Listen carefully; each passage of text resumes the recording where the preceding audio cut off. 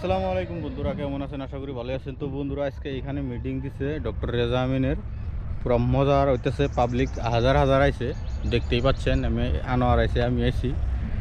তো আসলে তো ভালো লাগতেছে না এনে তার মধ্যে জিরাইতেছি এই জন্যেই, মানে রোদ অনেক বেশি, ওভার রোদ, তিনি আবার রোদ অল্প কম আছে, তাই এনে আমি আনোয়ার ব্যক্তি একসাথে মানে জিরাইতেছি গজলে। ভালো লাগতেছে না? আর সেই ভালো লাগতেছে আমার টেনিস। ওই যে স্টেজে তোমার সভা আর এনে বইরে কিরম লাগতেছে? অস্থির লেভেলে মজা মানে লাগতেছে? সবাই আনস্টারও নাই, হ্যাঁ, মিটিং আনস্টারও নাই, মানে আরো 1.5 ঘন্টা নাগাল বাহি আছে।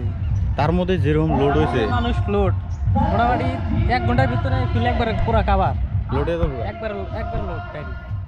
আমরা জামু যায় দেখি কিরকম কি করা যায় না করা যায়।